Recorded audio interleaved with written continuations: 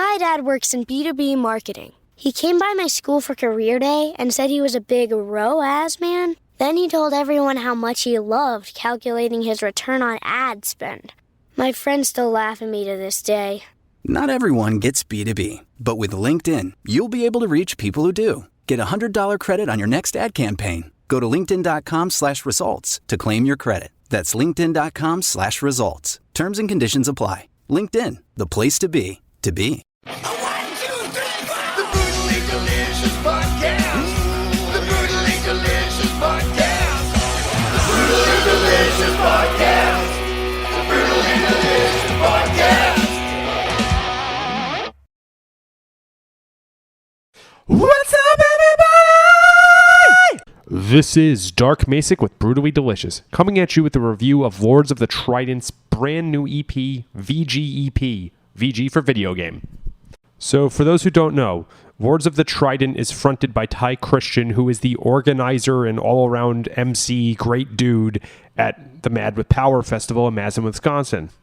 They're a fun American power metal band. We don't have that many who did the whole ridiculous space outfit kind of shit way before Gloryhammer did. If you have not had the chance to see Lords of the Trident, I highly recommend it, perhaps especially at Mad with Power. But if nothing else, Ty is just such an amazing live vocalist.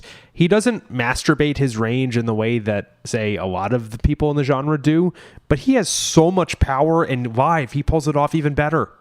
As for this EP, it contains 5 songs, of which I think 4 are influenced by video games. I don't think it's like the Black Mages where they're literally playing music from the games. I think they just wrote songs inspired, but if I'm wrong, tell me.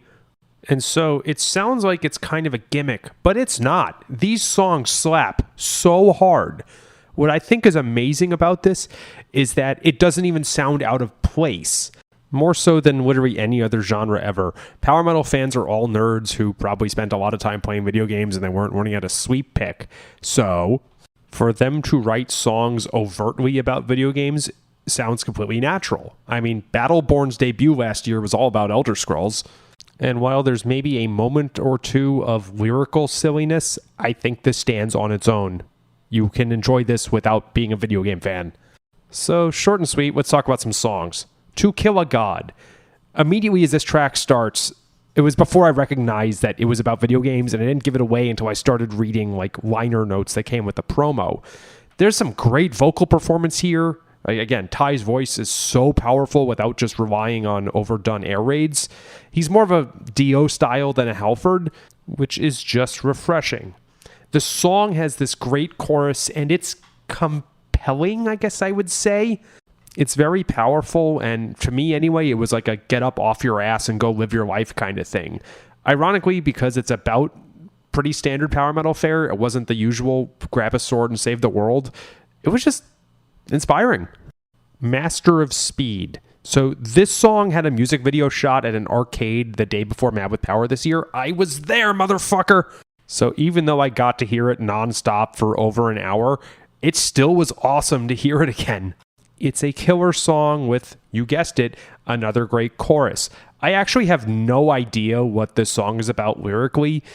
Something about Born on the Wings of a Falcon. Is it like Falco from Star Fox or something? But obvious standout track. Valerie. This is a cover of, I think, Steve Winwood. It's amazing how Ty's voice and the band style work very well for this. His vocal power and just his ability to convey raw emotion like that is killer for this kind of track. I sometimes have hesitation when heavier bands cover pop hits for the sake of being ironic, but as I said about the rest of this EP, this band pulls it off. Last but not least, the Ballad of Jon Milwaukee. I have no idea what kind of song this is. It's well written, there's a killer vocal melody and an anthemic chorus, but who the fuck is Jon Milwaukee? I googled it, there is a Road Rash character called Milwaukee John, I presume that's it. I was seriously envisioning that this was like some Midwestern ballad about some guy who founded the city of Milwaukee, but no. There's your next assignment, go write a song about Moses Cleveland. Okay, so had decently high expectations and still was blown away by how fucking awesome this EP is. From what I understand, the way you get it is you subscribe to their $5 a month Patreon tier. I did that in a heartbeat despite getting a free copy of the album. It is well worth the cost, and you are supporting the band directly, minus whatever small fee Patreon takes. Thanks for this, guys. I've loved it. Rock on. The number you have reached is 100.7 WMMS. It wasn't just a radio station, it was a lifestyle. Cleveland is a rock and roll city for sure. Yeah! Down! The Wrath of the Buzzard. WMMS.